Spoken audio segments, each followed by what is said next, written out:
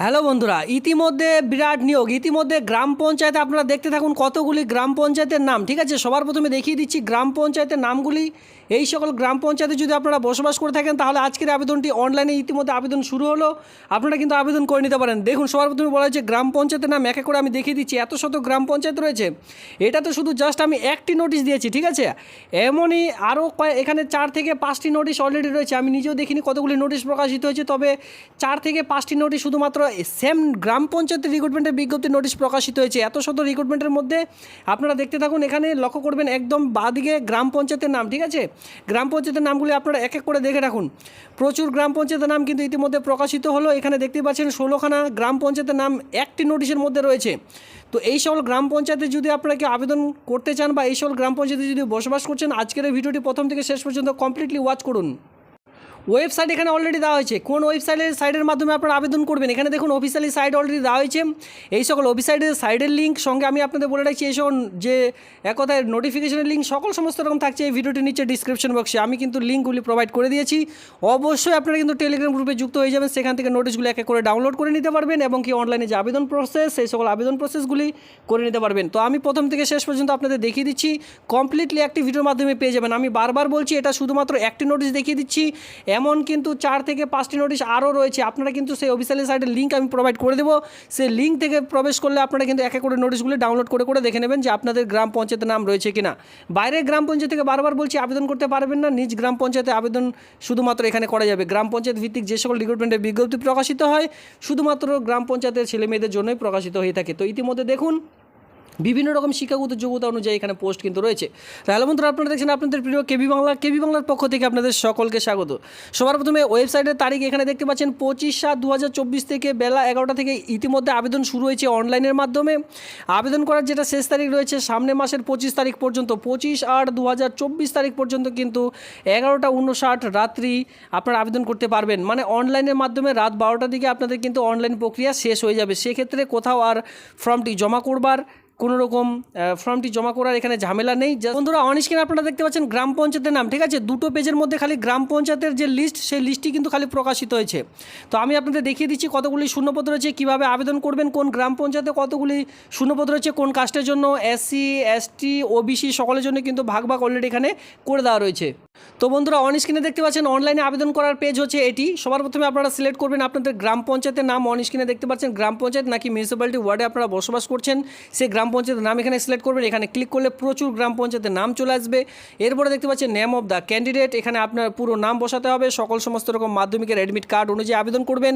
আর মাধ্যমিকের admit card অনুযায়ী কিন্তু এখানে আপনাদের আবেদন করে নিতে হবে। এখানে আপনাদের ফার্স্ট নেম এবং মিডল নেম লাস্ট নেম সমস্ত রকম বসানোর পর আবার বলছি মাধ্যমিকের অ্যাডমিট কার্ড দেখে ফিল আপ করবেন। এখানে আপনাদের ফাদার্স নেম অথবা হাজব্যান্ড নেমও বসাতে পারেন। ক্যাটাগরি দেখতে পাচ্ছেন আপনি কোন ক্যাটাগরিতে বিলং করছেন। SC ST OBC জেনারেল সকলের জন্য যেহেতু পোস্ট রয়েছে, যদি আনরিজার্ভ হয়ে থাকেন মানে জেনারেল ক্যাটাগরি সেক্ষেত্রে আনরিজার্ভ, SC হলে SC ST হলে ST OBC A OBC B সকলের জন্য কিন্তু এখানে পোস্ট আপনারা দেখতে পারবেন। ক্লিয়ার। এরপরে নিচে দেখতে পাচ্ছেন ফিমেল, আপনারা মেল ফিমেল উভয়ে এখানে দেখতে পাচ্ছেন। এখানে আপনাদের কিন্তু সিলেক্ট করতে হবে। ন্যাশনালিটি দেখতে পাচ্ছেন সিটিজেন অফ, অবশ্যই আপনাদের ইন্ডিয়া দিতে হবে। EWS ইকোনমিক্যাল ওয়ার্কার যদি হয়ে থাকেন অবশ্যই ক্লিক করবেন ইয়েসের ঘরে। আর যদি পার্সোনাল ডিসেবিলিটি মানে হ্যান্ডিক্যাপ হয়ে থাকেন সেক্ষেত্রে ইয়েসের ঘরে ক্লিক করবেন, নইলে নয়ে থাকতে দিবেন। ডেট অফ বার্থ যেটা বলা রয়েছে ডেট মান্থ ইয়ার অবশ্যই আপনাদের মাধ্যমিক পাশের যে অ্যাডমিট কার্ড রয়েছে সেটা দেখে দেখে ফিল আপ করে নিতে হবে। সবার প্রথমে ডেট, এরপরে মান্থ, এরপরে ইয়ার এক এক করে কিন্তু আপনাদের বসাতে হবে। এরপরে দেখতে পাচ্ছেন এজেশন 1/7/2024 অনুযায়ী টোটাল বয়স কত সেটা আপনারা এখানে বসাবেন। মোবাইল নাম্বারটা দেখতে পাচ্ছেন এখানে আপনাদের পুরো মোবাইল নাম্বার, আপনার যে 10 সংখ্যার মোবাইল নাম্বারটি রয়েছে সেটা বসিয়ে দিলেন। ইমেল আইডি রয়েছে, ইমেল আইডি আপনাদের মোবাইল ফোনে রয়েছে, ইমেল আইডি আপনারা বসিয়ে দিলেন। এরপরে দেখতে পাচ্ছেন কমিউনিকেশন অ্যাড্রেস, যেখানে আপনার পুরো অ্যাড্রেস দিতে হবে, village, post office, police station, district, এরপরে আপনার গ্রাম পঞ্চায়েতের নাম, এরপরে নেম অফ দ্য ব্লক, আপনার ব্লকের নাম, যদি মিউনিসিপ্যালিটি আন্ডারে বসবাস করেন সেক্ষেত্রে মিউনিসিপ্যালিটির নাম, পোস্ট অফিস এখানে দেখতে পাচ্ছেন আপনার যে পোস্ট অফিস রয়েছে সেটি, পুলিশ স্টেশনের নাম, এরপর আপনার ডিস্ট্রিক্ট, এরপর আপনার পিনকোড নাম্বার এখানে বসিয়ে দিলেন। এরপরে দেখুন পার্মানেন্ট অ্যাড্রেস এখানে কিন্তু নতুন করে আবার বসাতে হবে। যদি উপরে সেম হয় সেক্ষেত্রে নতুন করে আরেকবার পুনরায় ফিল আপ করতে হবে। গ্রাম পঞ্চায়েত, মিউনিসিপ্যালিটি, পোস্ট অফিস সমস্ত রকম একে করে ফিল আপ করার পর নিচে চলে আসবেন। এখানে যেহেতু দুই ধরনের পোস্ট রয়েছে, একটা হচ্ছে হায়ার সেকেন্ডারি লেভেল এক্সামিনেশন, একটি হচ্ছে BA পাস শিক্ষাগত যোগ্যতা, ঠিক আছে। দুই ধরনের পোস্টে এখানে নিয়োগের বিজ্ঞপ্তি প্রকাশিত হয়েছে।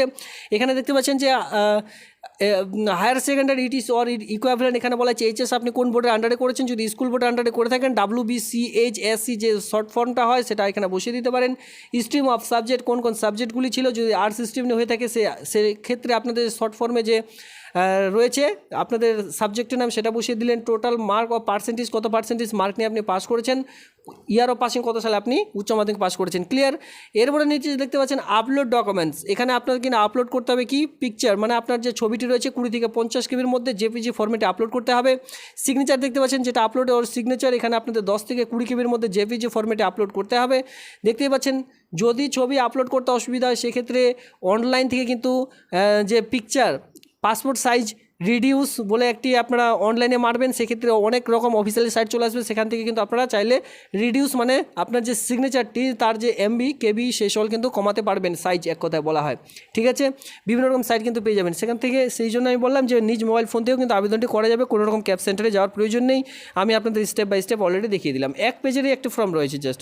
এখানে দেখতে পাচ্ছেন সিকিউরিটি কোড, এই যে সিকিউরিটি কোড এখানে বসিয়ে দিয়ে নিচে দেখতে পাচ্ছেন সাবমিট বাটনে ক্লিক করলে সঙ্গে সঙ্গে একটি আইডি আপনারা কিন্তু পেয়ে যাবেন, আর সেই আইডি পরবর্তীতে আপনারা প্রিন্ট আউট করতে পারবেন বা সঙ্গে সঙ্গে কিন্তু তার যে প্রিন্ট আউট সেটি কিন্তু আপনারা করিয়ে নিতে পারবেন।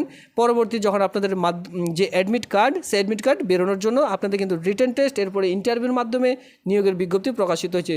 এখানে কিন্তু সিলেকশন প্রক্রিয়া রয়েছে সবার প্রথমে রিটেন টেস্ট, এরপরে বাকি কিন্তু ইন্টারভিউর ভিত্তিতে নিয়োগের বিজ্ঞপ্তি প্রকাশিত হয়েছে। তো বন্ধুরা এখানে টোটাল যে আপনারা বেতন পেয়ে যাবেন, মাসিক বেতনটি যেটা বলা হয় 6,800 টাকা কিন্তু বেতন আপনারা প্রতি মাসে পেয়ে যাচ্ছেন। আর এখানে আপনারা দেখতে পারবেন উপরে খুব ভালোভাবে এখানে দেখতে পারবেন, এখানে বলা হয়েছে উল্লেখযোগ্য যে আবেদনকারী যে পঞ্চায়েতের স্থায়ী বাসিন্দা, পঞ্চায়েতের মোট বাসিন্দা শুধুমাত্র সেই পঞ্চায়েতে মোট শূন্য পদ নিম্নলিখিত উল্লিখিত ভিত্তিক হিসাবে সেই পঞ্চায়েতে আবেদন করতে পারবেন, আলাদা কোনো রকম গ্রাম পঞ্চায়েতে কিন্তু আবেদন করতে পারবেন না। যেহেতু আমি আপনাদের বলে দিয়েছি, ভিডিওর শুরুতে বলে দিয়েছি যে এটি কিন্তু যেহেতু গ্রাম পঞ্চায়েত ভিত্তিক আবেদন প্রকাশিত হয়েছে, আপনাদের গ্রাম পঞ্চায়েতে যে পোস্ট রয়েছে সেই পোস্ট অনুযায়ী আপনাদের আবেদন করতে হবে।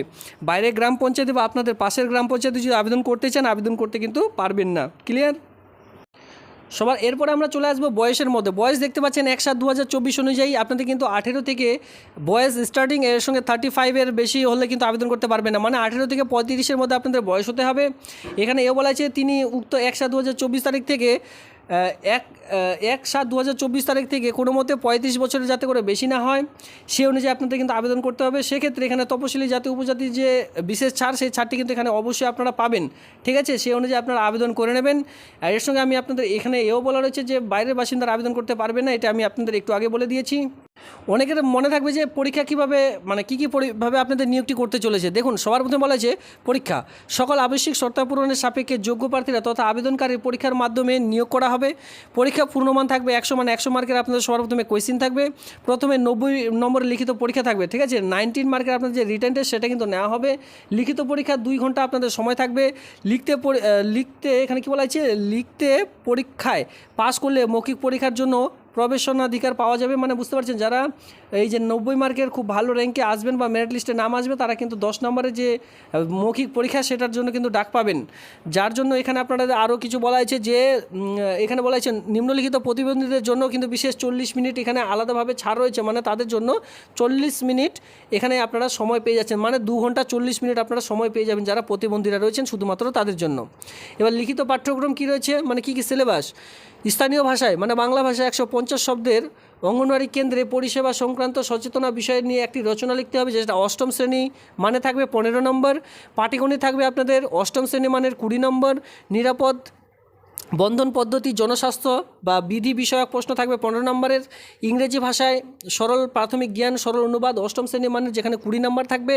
লাস্টে দেখতে পাচ্ছেন সাধারণ জ্ঞান থাকবে আপনাদের 20 মার্কের। এইভাবে করে টোটাল আপনাদের 90 মার্কের রিটেন টেস্ট কিন্তু এখানে নেওয়া হবে। বাকি আপনারা যদি কেউ আবেদনটি করে থাকেন বা আবেদনটি করতে চান এই সকল সিলেবাস কিন্তু অবশ্যই আগে থেকে পূরণ করে নেবেন। এখানে শর্তাবলীতে বিশেষ করে আপনারা দেখতে পারবেন সবার প্রথমে বলা হয়েছে যে অবশ্যই মহিলা হতে হবে, ঠিক আছে। মহিলাদের জন্য এটি পোস্ট রয়েছে কারণ অঙ্গনওয়াড়ি দপ্তরে আবেদন তারিখের ভিত্তি অনুযায়ী অঙ্গনওয়াড়ি সহায়িকা পদের জন্য এইটি নিয়োগ করতে চলেছে। অঙ্গনওয়াড়ি সহায়িকা পোস্টের জন্য এই নিয়োগের বিজ্ঞপ্তি প্রকাশিত হয়েছে। যে কোনো স্বীকৃত বোর্ড থেকে যদি কেউ আপনারা উচ্চ মাধ্যমিক পাস শিক্ষাগত যোগ্যতা করে থাকেন, সাধারণত তপশিলি জাতি উপজাতি, অন্যান্য অগ্রসর এ বি প্রতিবন্ধী, আর্থিকভাবে অগ্রসর ইত্যাদি সকলের জন্যই প্রযোজ্য। উচ্চশিক্ষিতার যোগ্যতা প্রার্থীর ক্ষেত্রে কোনো অন্তরায়ের হবে না, মানে বুঝতে পারছেন। এখানে কিন্তু উচ্চ মাধ্যমিক, তো উচ্চ মাধ্যমিক পাসের নাম্বার অনুযায়ী আপনারা কিন্তু রিটেন টেস্ট দিতে পারবেন।